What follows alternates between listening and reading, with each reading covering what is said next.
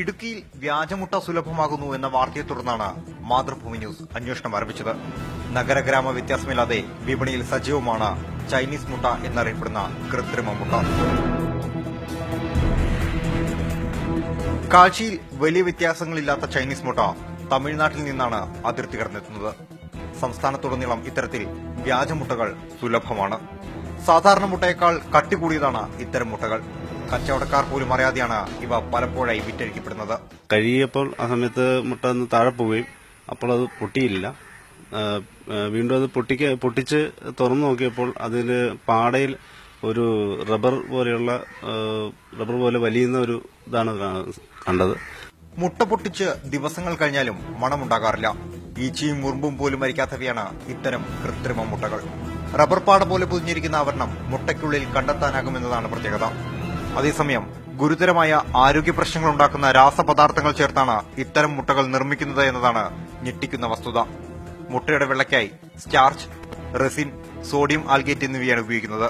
ദ്രവരൂപം നിലനിർത്താൻ ആൽഗേറ്റും മഞ്ഞക്കരിവിനായി ആൽഗാനിക് acid, potassium, ആലം, gelatin, calcium chloride എന്നിവയ്ക്ക് പുറമെ കൃത്രിമ നിറങ്ങളും ഉപയോഗിക്കുന്നു. മുട്ടത്തോടിനായി കാൽസ്യം കാർബണേറ്റും ജിപ്സവും പെട്രോളിയം മെഴുക്കും ചേർക്കുന്നു. കരളിനും വൃക്കയ്ക്കും ഗുരുതരമായ പ്രശ്നങ്ങൾ ഉണ്ടാക്കുന്നവയാണ് ഇവ.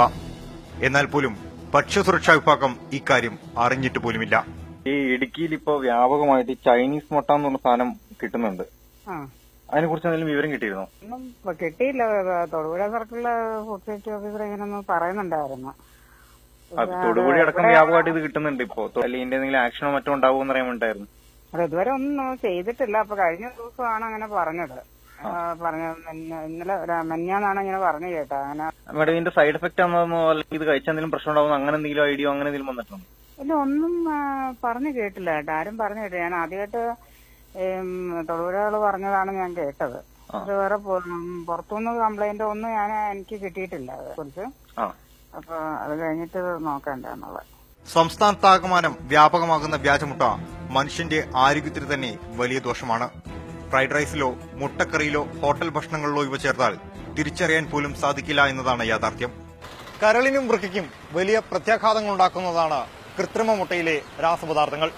ഇടുക്കി ജില്ലയിൽ മുഴുവൻ രാസമുട്ടകൾ വ്യാപകമാകുമ്പോഴും ആരോഗ്യവകുപ്പോ ഭക്ഷ്യസുരക്ഷാ വിഭാഗമോ കൃത്യമായ നടപടികൾക്ക് തയ്യാറാകുന്നില്ല. നഷ്ടമാകുന്നത് സാധാരണക്കാരന്റെ ആരോഗ്യവും. ലാൽകൃഷ്ണൻ, മാതൃഭൂമി ന്യൂസ്, ഇടുക്കി.